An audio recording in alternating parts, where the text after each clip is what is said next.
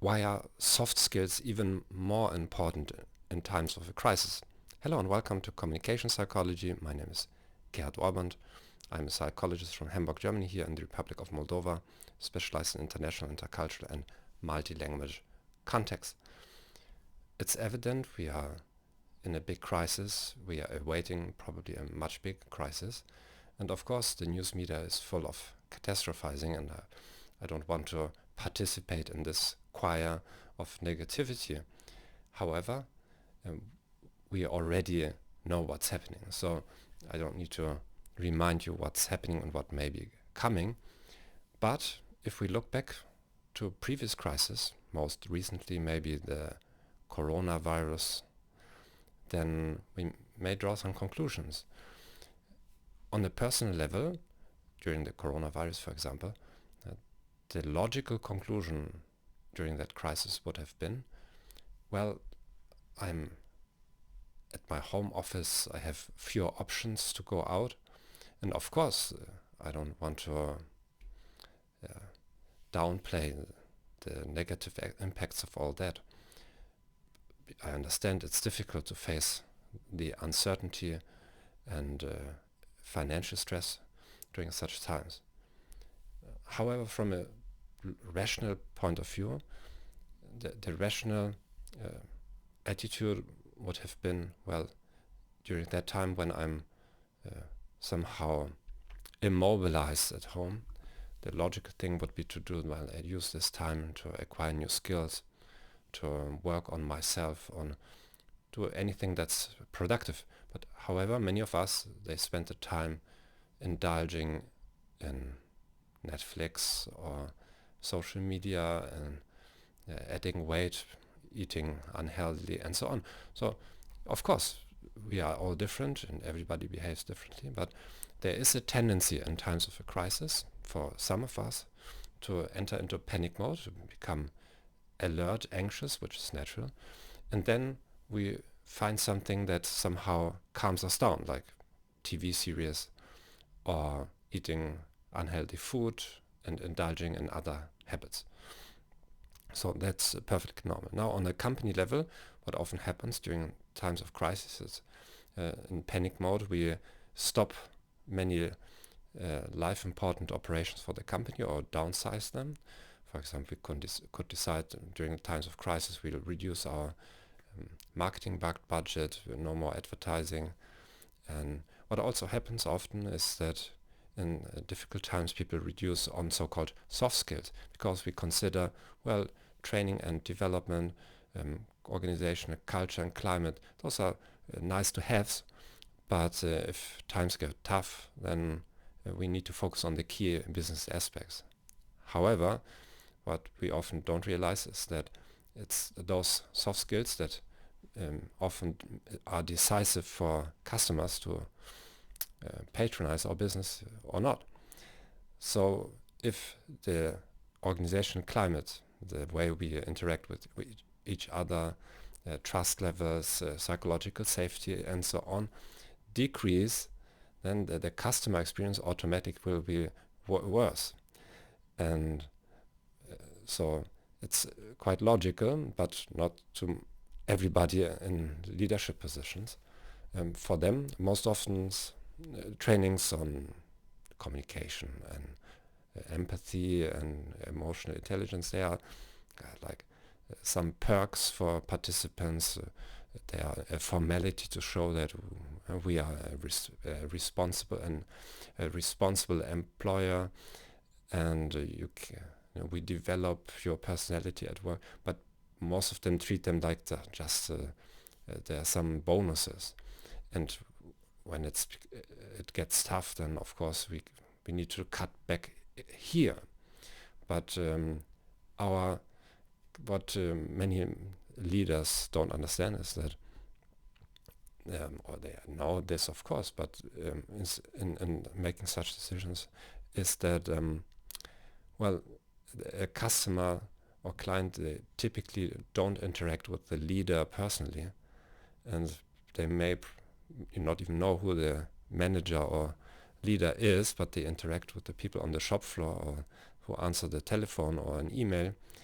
And if those persons are increasingly unhappy and emotionally charged, then um, especially in the times of crisis, it would make a big difference if customers who are also in financial difficulties, then they will be even more selective of business they patronize. And if they have a business where they feel at home, where they feel treated adequately at least as a human being, then even in times of crisis, some business are patronized. So that is the key question. What happens during times of crisis? Not all businesses experience problems. Some thrive, and there are even businesses who get started during a crisis and they are successful. And often, and there are of course multiple factors in business success, but the customer experience is an important factor, and this depends on the internal communication, on psychological safety, employee voice, how people are encouraged to share information. And the problem is, during normal times, a company may have many vulnerabilities that are under the surface. So in communication and soft skills, well, there are no big complaints. We have employee satisfaction surveys. However, when a crisis hits and people get more upset at home, do you think their communication skills will improve or decrease?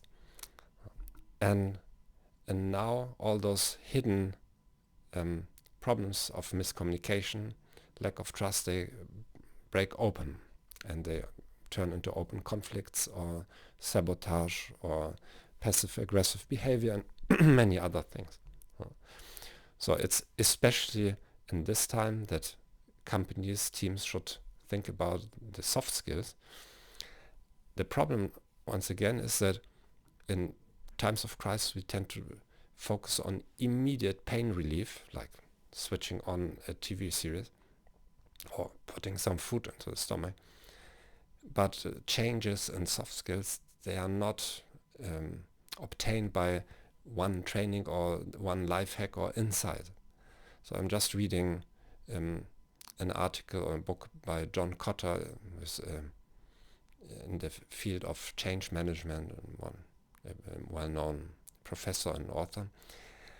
And well, he in one sentence he says companies need to plan for short-term wins.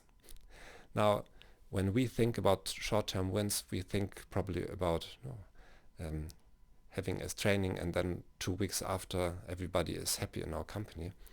He, just on a side note, short-term wins in the first 12 to 24 months. So, and then, so that's a realistic time frame for short-term wins in, for example, changing communication, climate, and so on. But 12 for 24 months for most companies and teams, that seems a very, very long-term goal. And the more we focus on life hacks and short-term solutions, the more we are shooting ourselves into the foot.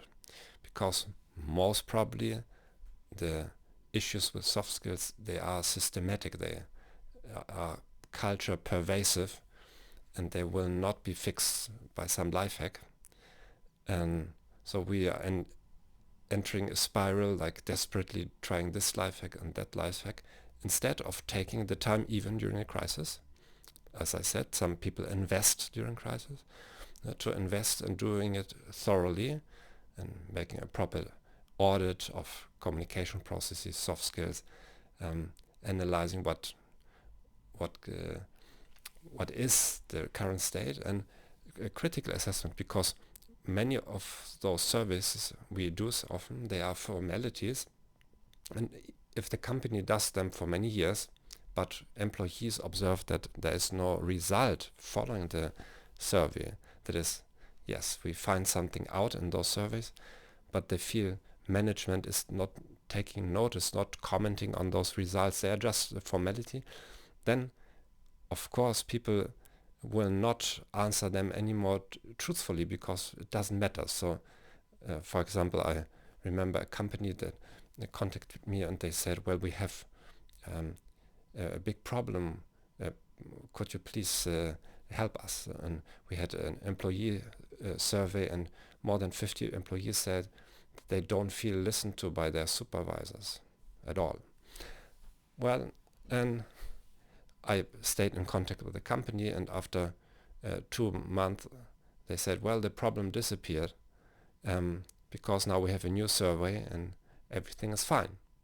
So what is most likely to have happened is it that in those 2 months the employee satisfaction miraculously improved, or what is more important, probably they did a second survey, the employees being disappointed that nothing happened, they say, well, then I click as fast through all the expected answers, I give them what they want but leave me alone. It makes no difference to say something truthfully. No? And of course there is this so-called element of social desirabilities. So employees feel, well, what's the socially expected answer? So maybe the first time the company does a survey, people think, well, maybe they're really interested in my opinion and they answer truthfully. But then nothing happens, maybe even something worsens. And then they come with the next survey and they feel, well, now maybe I should answer what they want. So the question with all surveys, be they professional or unprofessional surveys, or less professional surveys, is always how accurate are the results. So those are questions we don't have the time for in a crisis, or we think so. So we focus on some immediate measures. What do you think? What are your experiences? I touched on many points here. Ask me some questions, throw in some comments, and we meet next week. I wish you a successful week and take care. Bye-bye.